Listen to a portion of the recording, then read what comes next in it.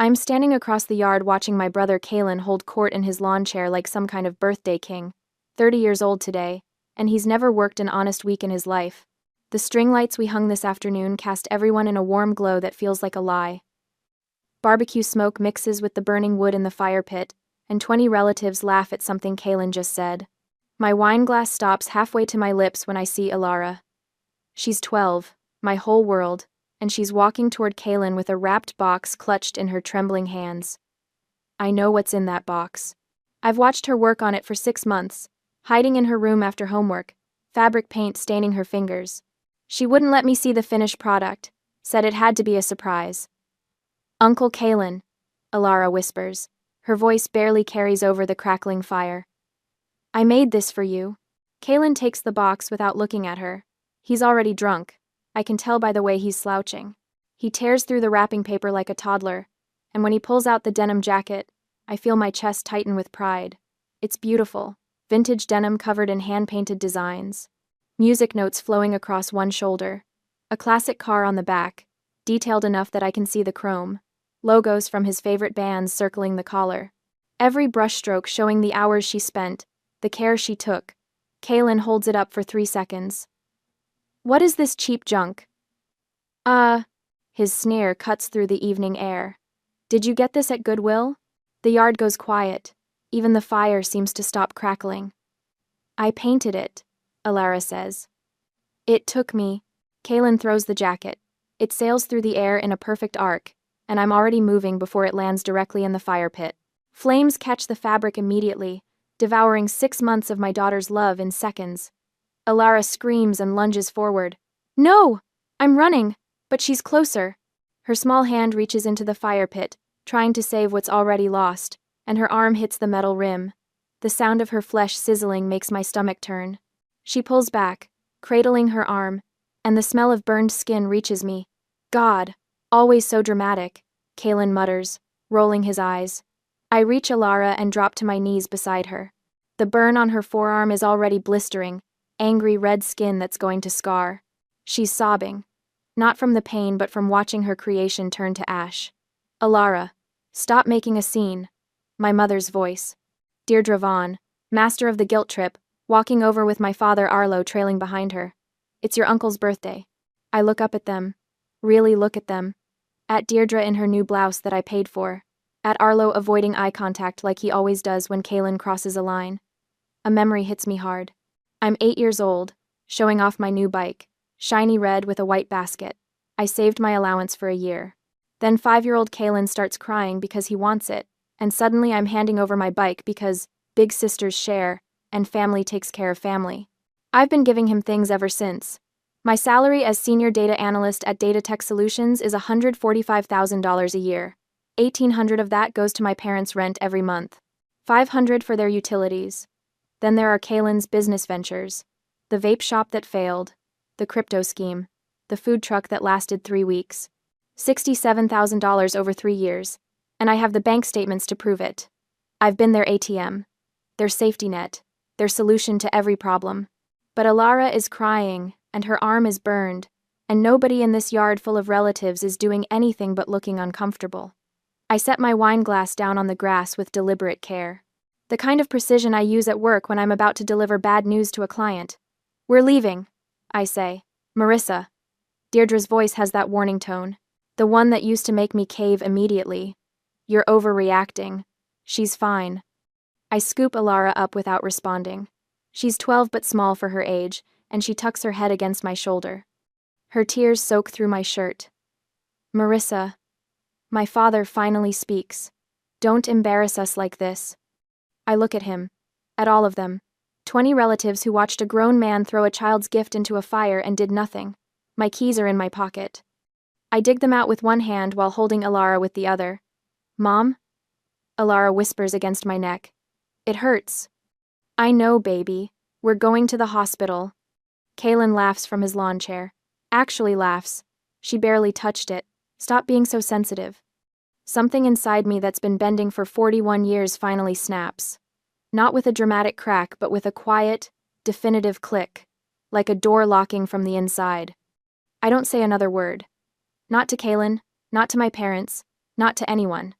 I walk across the yard with Alara in my arms, and the only sound is my car keys jangling and my daughter's soft sobs. Behind me, Deirdre calls out something about me ruining the party, about being selfish, about disappointing the family.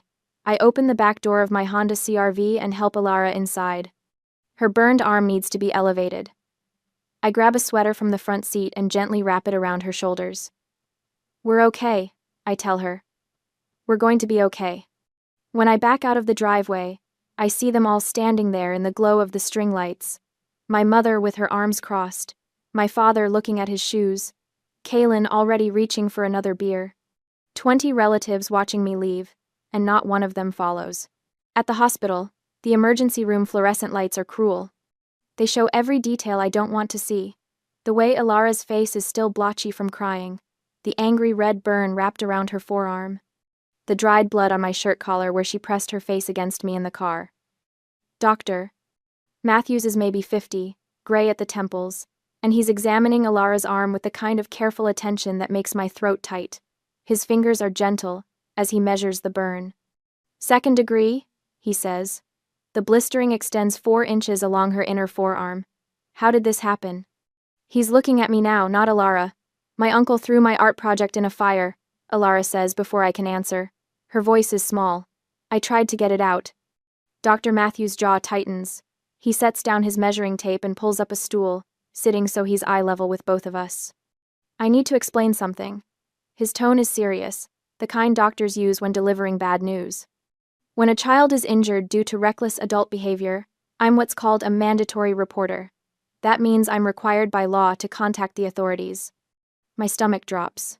The authorities? Child Protective Services. And the police. He looks at Alara, then back at me. I will make the calls. They'll want to speak with you both. Alara's good hand finds mine and grips tight. My uncle didn't mean to hurt me, she whispers. Intent doesn't matter, doctor. Matthews says gently. What matters is that you were hurt, and it could have been prevented. My phone starts buzzing in my pocket. I pull it out and the screen lights up with notifications. 14 missed calls, 23 text messages, all from the same group chat, Vaughn family. I open the text because I can't help myself. Mom, where did you take Alara?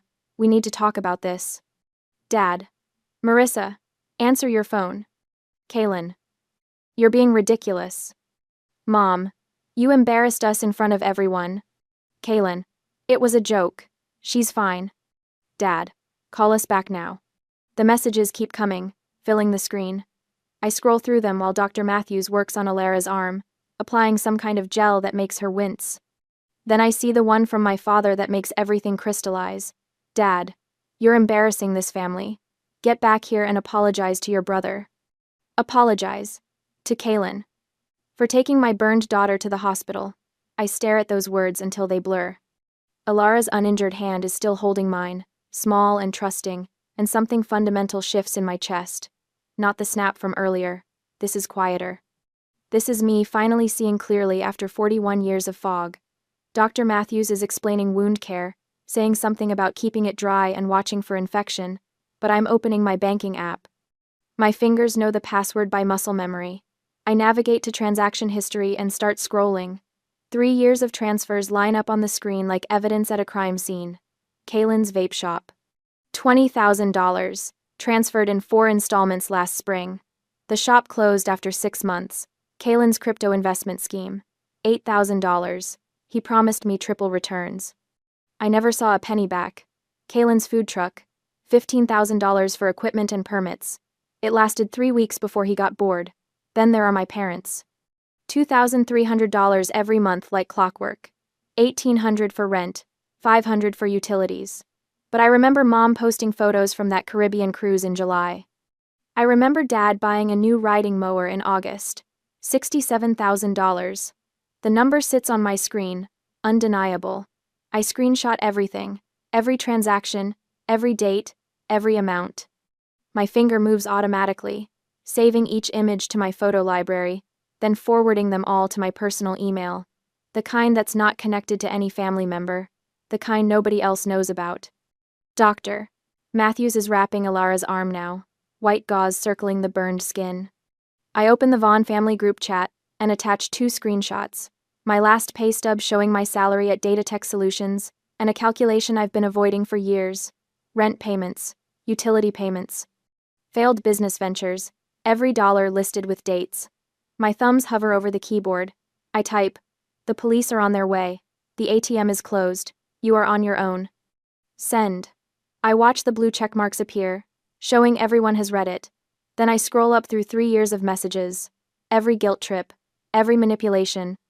Every time they made me feel like I owed them something. I mute the chat. Then I block Deirdre's number, Arlo's number, Kaylin's number. The phone stops buzzing. Mom?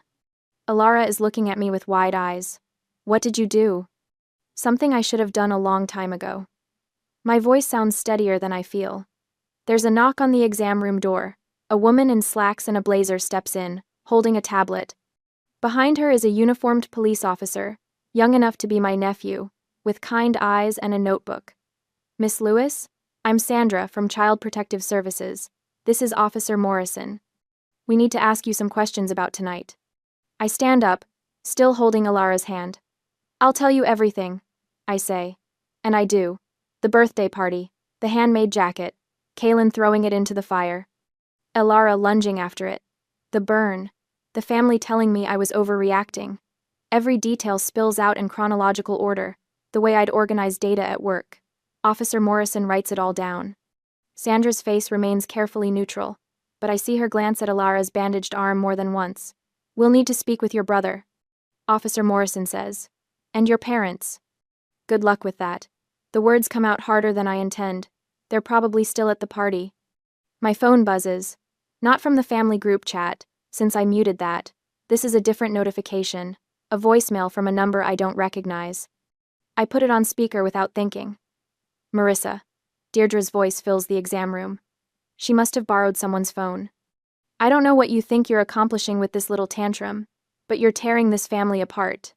Kaylin made a mistake. People make mistakes. That's what family does. We forgive. We move on. We don't run to lawyers and police like strangers." There's a pause, and I can hear her breathing. "Everything we've done for you. Every sacrifice. And this is how you repay us? By humiliating us? By abandoning us when we need you most?" The message ends. Sandra looks at me. Would you like me to save that?" "I already saved everything," I tell her. "Every text, every transaction, every voicemail, 3 years of documentation." Officer Morrison stops writing and looks up. "That's very thorough." "I'm a data analyst," I say simply. "Documentation is what I do." Alara squeezes my hand. Her eyes are heavy now, the pain medication Dr. Matthews gave her, finally taking effect. "Can we go home, Mom?" Home. Not back to the party.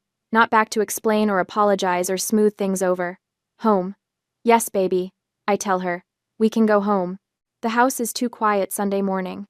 Just the sound of Alara shifting in her sleep down the hall, restless even now. I'm sitting at the kitchen table with my second cup of coffee when my phone buzzes with an unknown number. I know better, but something makes me answer anyway. "Marissa." Arlo's voice. Not his own phone. It's Dad. "I know who you are. Kaylin's in jail. We need $5,000 for bail." Behind him, I hear Deirdre's theatrical sobbing, the kind that's performed for an audience, with just the right pitch of desperation. I can picture her dabbing at dry eyes with a tissue. "Do you hear your mother?" Arlo says. "She's falling apart. This is killing her." I take a sip of coffee. It's gone cold. "Marissa? Are you there?" "Yes." "So you'll help? We can meet you at the bail bonds place in an hour. Your mother needs to see Kaylin home where he belongs." The entitlement in his voice is staggering. Like the past week never happened. Like Alara's burn isn't still wrapped in gauze down the hall. I disconnect without saying another word. The phone rings again immediately. Unknown number. I silence it and watch the screen light up twice more before it stops. 10 minutes later, my Ring doorbell camera sends an alert. I pull up the app on my phone and there they are. Arlo and Deirdre standing on my front porch like they have every right to be there. Deirdre is crying. Real tears this time, or at least real enough for the neighbors to see. She's wearing black like she's in mourning, and Arlo keeps putting his arm around her shoulders in a way that looks rehearsed. I watch them through my phone screen. Deirdre rings the doorbell 3 times. Then she starts talking, her voice carrying across the lawn. My own daughter won't even answer the door. Won't help her baby brother. I raised her better than this. A jogger slows down to look. Mrs. Rodriguez from next door comes out to water her plants even though it's barely 8 in the morning. They stay for 45 minutes. Deirdre alternates between crying and calling my name. Arlo tries the doorknob twice. At one point, Deirdre sits down on the porch, steps and puts her face in her hands, shoulders shaking. It's Mrs. Rodriguez who calls the police. I see her on her phone, gesturing toward my house, her face set in angry lines. The patrol car pulls up 12 minutes later. Arlo spots it first and touches Deirdre's shoulder. She stands up slowly, wiping her eyes, and they walk to their car with dignity. Like they're the victims here. Like they're just a concerned family who got turned away. They're gone before the officer reaches my door. My phone buzzes with a text from Arlo an hour later. I read it while Alara picks at her breakfast across from me, her burned arm resting on a pillow. You did this. We're going to be homeless. I set the phone face down on the counter. Alara looks up at me, her eyes too old for 12. Was that them? Yes. What did they want? Money. She goes back to pushing scrambled eggs around her plate. She hasn't touched her bacon. When I reach over to light the stove to heat up some tea, she flinches at the click of the ignition. The eggs go into the trash. I don't comment on it. That afternoon, I call Dr. Sarah Williams. Her receptionist can fit Alara in on Tuesday. I take the appointment and add it to my calendar with the same efficiency I use for work meetings. Tuesday evening, Alara comes out of her first therapy session with red eyes. Doctor. Williams walks her to the waiting room and gives me a look that says everything without words. Same time next week, Dr. Williams says gently. In the car, Alara stares out the window. We're halfway home when she finally speaks. Did I do something wrong? My hands tighten on the steering wheel. What? With the jacket. Was it not good enough? I pull into a parking lot and put the car in park, turn to face her. You did nothing wrong. Not one single thing. Then why did he? Because he's broken inside, and broken people break things. That's not your fault. She nods, but I can tell she doesn't believe me yet. Her art supplies are still untouched in the corner of her room. I saw them this morning when I went to wake her up. Wednesday brings Aunt Cheryl. I don't recognize the Arizona number, so I answer thinking it might be work-related. Marissa, honey. Her voice drips with false concern. Your mother called me. She's devastated. I'm sure she is. Now I know there's been some family drama, but family takes care of family. Your parents raised you. They sacrificed so much. And Kalen, well, he's just going through a rough patch. We all need help sometimes. The speech sounds rehearsed. Probably because it is. I can hear Deirdre's words coming out of Cheryl's mouth. I'm protecting my daughter. This conversation is over. I hang up before she can respond. Thursday changes everything. Jennifer Morgan calls me back. I found her through the domestic violence resources the hospital gave us, and I wasn't sure she'd take the case. But her voice is crisp and professional when she speaks. I'm taking this pro bono. I've seen cases like this before. We're filing for a restraining order against your entire family. The whole family? Your parents enabled the assault. Your brother committed it. Anyone who contacts you on their behalf becomes part of the harassment pattern. We're building a wall, Marissa. A legal wall they can't climb over? That same afternoon, I freeze both mine and Alara's credit reports. Jennifer walks me through it on the phone, explaining how my mother knowing our social security numbers makes us vulnerable. Identity theft is common in these situations, she says. Financial abuse doesn't stop just because you cut off access. The security system gets installed Friday morning. Cameras at every entrance. Motion sensors. A panic button by my bed. The technician shows me how to access everything from my phone. You'll get alerts for any movement, he explains. You can review footage going back 30 days. Friday afternoon, my work phone rings. Harrison. Marissa? Got a minute? I close my office door. Of course. The director position. It's yours if you want it. $175,000 base salary. You've earned this. I sit down hard in my desk chair. $30,000 more a year. Money that used to go to my family's rent, their utilities, They're emergencies that were never really emergencies. I want it. I say, congratulations. Paperwork will be ready Monday.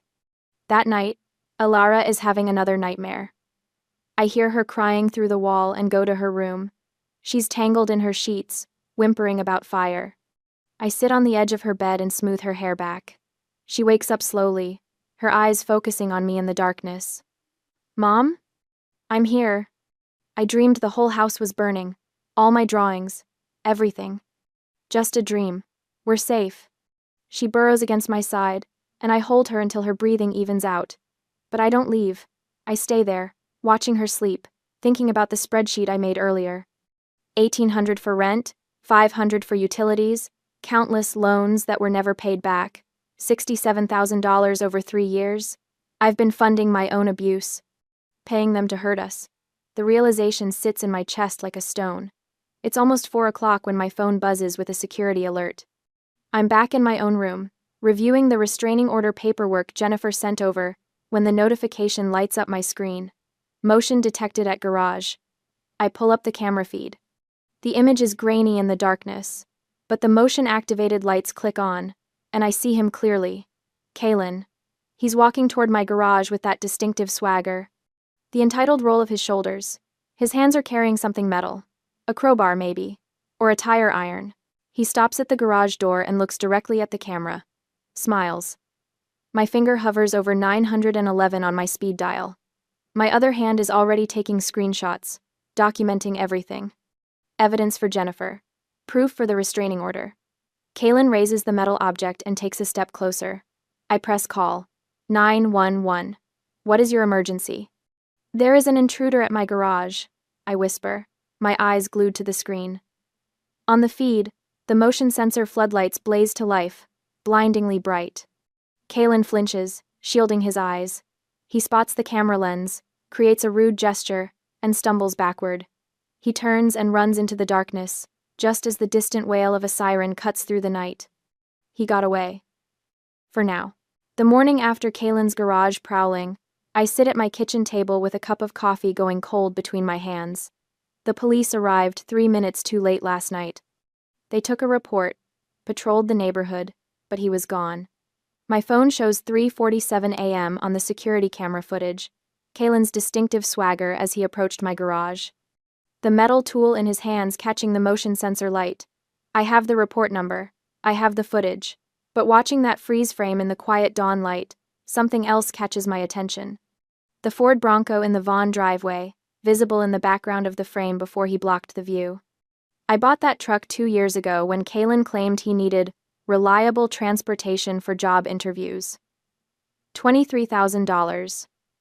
The title is in my name because his credit was garbage. The insurance comes out of my account every month. $162 that I've paid 24 times now. He's been driving my truck.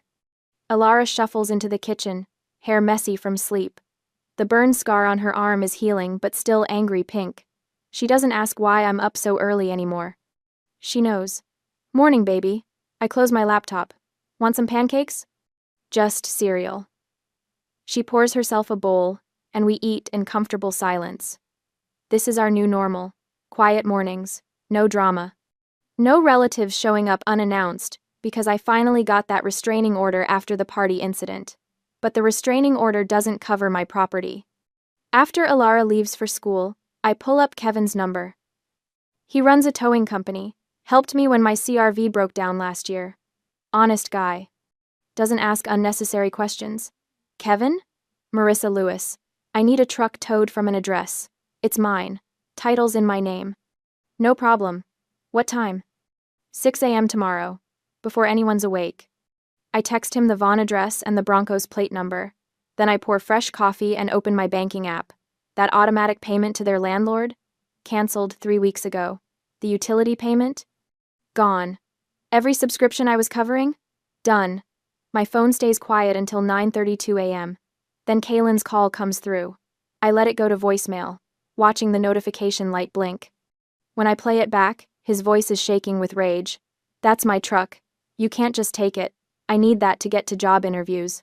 The last part almost makes me laugh. Job interviews. Right. You're a vindictive witch, you know that? I'm calling the cops. I forward the voicemail to Jennifer Morgan, my attorney. Her response comes back in 2 minutes. Beautiful. He just admitted he's been using your property. Want me to respond? Please. Jennifer's email to Kaylin is 3 sentences. Professional, cold, devastating. Per the title and registration, the 2022 Ford Bronco belongs to Miss Lewis. She may dispose of her property as she sees fit. Check the paperwork. I imagine his face reading that. The moment he realizes he has no legal ground to stand on. The truck is mine. Always has been. That small victory carries me through the rest of the day. Alara comes home from school talking about her art class, and I actually listen instead of checking my phone every 30 seconds for the next family crisis. We make dinner together, watch a movie, go to bed at a reasonable hour. The doorbell camera alert wakes me at 2:13 a.m. I grab my phone from the nightstand, heart already racing. The camera shows Kaylin on my front porch. He's swaying. Drunk. His fist pounds on my door hard enough that the camera shakes. Marissa! His voice slurs. Open up. We need to talk. I'm already dialing 911 when I hear Alara's door open. Mom? Her voice is small, scared. Get in my room. Now. I meet her in the hallway and pull her into my bedroom. She crawls into my bed while I stay by the door, phone in one hand, finger hovering over the record button for the doorbell's audio feature. Kaylin pounds again. I know you're in there. You think you're so smart? Taking my truck? Calling the cops on me? His voice rises to a shout. I'll burn this house down with you in it. My blood goes cold. Those exact words, captured on visual voicemail, recorded on the doorbell camera. 911. What's your emergency? My brother is on my front porch making threats. He's violating his bail conditions and threatening to burn my house down. The dispatcher's voice is calm. Is he armed? I don't know. I can't see his hands clearly on the camera. Officers are on the way. Stay inside. Don't open the door. Alara is crying softly behind me. I look back and see her curled up in my closet, surrounded by my shoes and hanging clothes. Hiding. Like she did the night her uncle burned her gift. 7 minutes. That's how long it takes for the sirens to arrive. 7 minutes of Kaylin pounding and shouting. 7 minutes of my daughter reliving her trauma. 7 minutes of me recording every word while standing between him and her. When the red and blue lights flash through my bedroom window, Kaylin tries to run. I watch on my phone as 2 officers tackle him on my front lawn. Watch as they cuff him. Watch as they load him into the back of the squad car. An officer knocks on my door. Miss Lewis? It's safe now. I go downstairs and open the door, showing him my phone with the footage. The threats, the pounding, the visual voicemail, with his exact words about burning down my house. He's violating his bail conditions. The officer says. This is also terroristic threats. He's not getting out this time. After they leave, I find Alara still in my closet. I sit on the floor beside her and pull her close. Is he gone? She whispers. He's gone.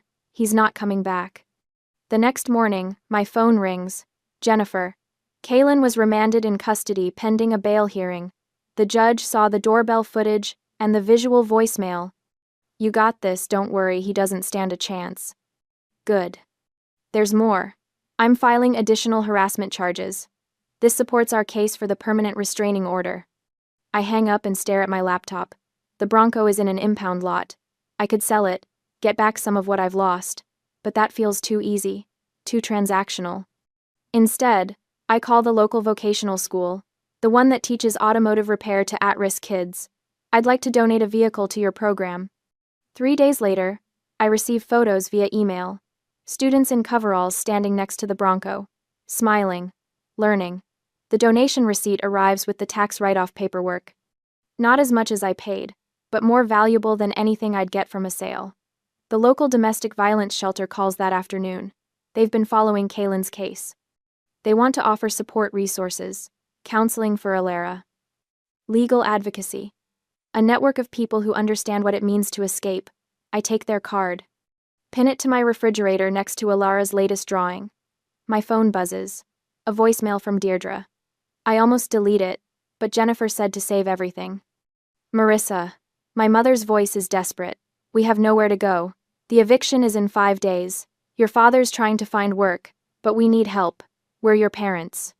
You can't just abandon us. I save the voicemail, forward it to Jennifer, then I block the number. That night, while Elara does homework at the kitchen table, another call comes in. Unknown number. I let it go to voicemail. It's a storage unit company. They're looking for Arlo Vaughn. His unit has been abandoned for 6 months. Unpaid. They're auctioning the contents next week. I call them back. This is Marissa Lewis. Arlo Vaughn is my father. What's in the unit? Furniture. Boxes. Looks like household items. Are you paying the back rent? No, auction it. Because that's the pattern, isn't it? They've been living beyond their means long before I started funding their lifestyle. The cruises while I paid their rent, the new cars while I covered Kaylin's bail, the storage unit they couldn't afford while demanding I support them. I was never helping. I was enabling. Jennifer calls again the next morning. The extended family is asking questions. Your Aunt Cheryl called my office. What did you tell her? That you have no comment. But Marissa? They're starting to see the truth. The eviction. The arrests. The storage unit. They're connecting the dots. I hang up and look at Elara. She's drawing again, for the first time since the fire, her hand moving across the paper with confidence. The ATM is permanently out of service. And I'm never opening for business again. Day 29 of the eviction notice, and my email inbox chimes with a sound I used to dread. Deirdre's name appears on the screen, and my finger hovers over the delete button. But Jennifer told me to save everything, so I open it. The subject line reads, "Please, just listen." 2 photos load first. Me at 7, Kaylin barely 3, both of us on a backyard swing set. Another one from some Christmas, Kaylin opening presents, while I help him tear the wrapping paper. The email itself is short. These were happier times, weren't they? Before you turned your back on us. I wonder what Elara would think if she knew what kind of person her mother really is. I still have yours and Elara's social security numbers from when we did your taxes, remember? Think about what you're doing to this family. I read it twice. The threat is clear enough. Identity theft wrapped in a blanket of guilt and nostalgia. I forward it to Jennifer with a single line. Is this what I think it is? Her response comes back in under 5 minutes. Oh, this is beautiful. Screenshot everything. This helps us significantly. I don't feel beautiful. I feel tired. But I screenshot the email, save the photos with timestamps, and add it to the folder labeled Evidence that now contains 47 items. The emergency hearing for the permanent restraining order happens 3 days later in a courtroom that smells like floor polish and old paper. Jennifer sits beside me at the plaintiff's table, her burgundy blazer sharp and professional. Across the aisle, my parents have some public defender who looks fresh out of law school. Kaylin appears on the video screen from county jail, orange jumpsuit stark against the white wall behind him. His hair is shorter than I remember, and there are dark circles under his eyes. He looks at the camera with the same entitled expression he's worn his whole life. Judge Patricia Williams is in her 60s, gray hair pulled back, reading glasses perched on her nose. She's reviewing the evidence packet Jennifer submitted. Videos of the birthday party, the hospital report with photos of Elara's burn, transcripts of Deirdre's voicemails. The email with its thinly veiled threats. Mr. and Mrs. Vaughn, Judge Williams says without looking up. I've reviewed the Child Protective Services report. It confirms that your grandson's actions constituted child endangerment, and that you, as adults present, failed to intervene or seek medical attention for the minor. Deirdre starts to speak, but the public defender touches her arm. She ignores him. Your Honor, we're her parents. Marissa is overreacting to a simple accident. Kaylin didn't mean any harm. That jacket was practically garbage anyway, and Elara shouldn't have been so sensitive about. Mrs. Vaughn. The judge's voice cuts through the courtroom like a blade. Your son threw a child's handmade gift into a fire. When that child attempted to retrieve it, she sustained second-degree burns requiring emergency medical treatment. Your response was to tell her to stop making a scene. Is that your testimony? My mother's mouth opens and closes. Beside her, my father stares at his hands. Judge Williams looks at the screen where Kaylin sits. Mr. Vaughn, you were arrested for making terroristic threats against your sister. The doorbell camera footage shows you intoxicated at 4 a.m, first, then once again threatening to burn down her house with her and her daughter inside. Do you dispute these facts? Kaylin shrugs. I was drunk. People say stupid stuff when they're drunk. People say what they mean when they're drunk. Judge Williams responds. She removes her reading glasses and looks directly at him through the screen. They just lose the filter that usually stops them from saying it out loud. She picks up another document. I'm also reviewing an email sent by Mrs. Vaughn containing what appears to be a threat to misuse hers and her daughter's social security numbers. Mrs. Vaughn. Did you send this email? Deirdre's face goes pale. I was upset. I wasn't actually going to. Answer the question. Did you send it? Yes. But. Thank you. Judge Williams makes a note on the paperwork in front of her. She looks at me for the first time, and her expression softens slightly. Miss Lewis, I'm issuing a comprehensive restraining order valid for 5 years. The defendants are prohibited from any contact with you or your daughter. That includes phone calls, emails, text messages, social media contact, or third-party communication. They must maintain a distance of at least 500 feet from your residence, your daughter's school, and your workplace. Relief washes over me, but I keep my face neutral. Jennifer squeezes my hand under the table.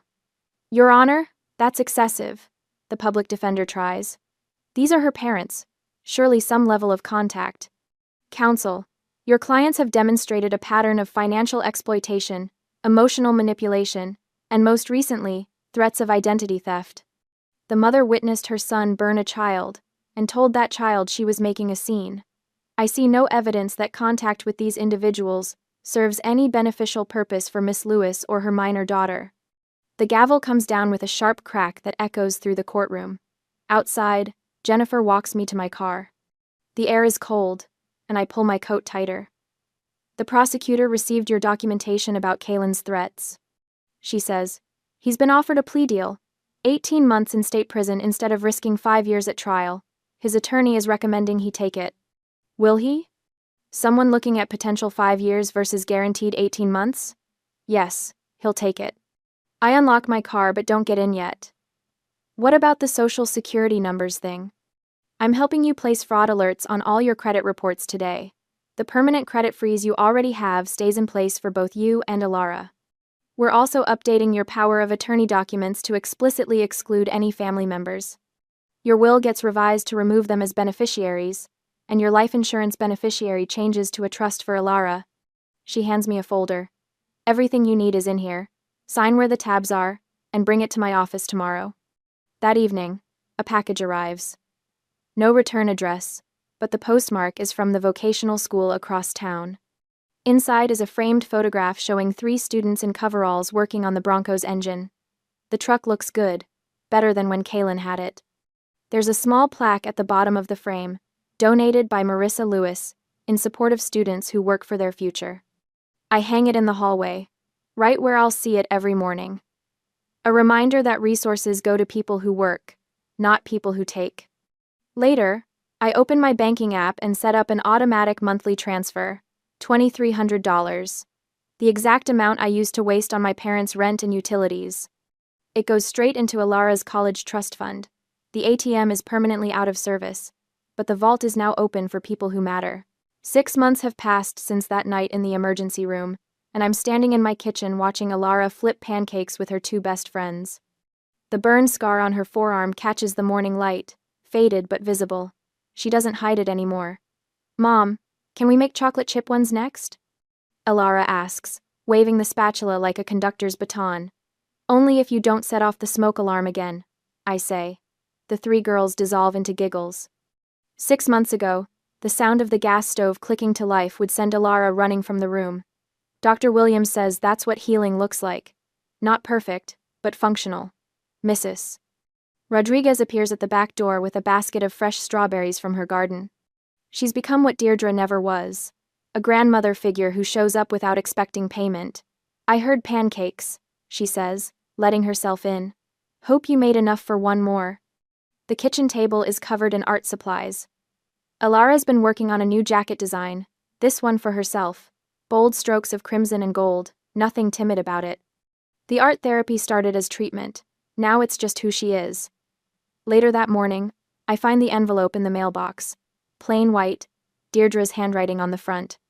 No return address, but I recognize the slant of her letters. I take it to the fireplace and read it once, just once. She writes about hardship, About living in her cousin's basement 3 states away. About Arlo working as a grocery bagger at 65, coming home with aching feet. She doesn't apologize.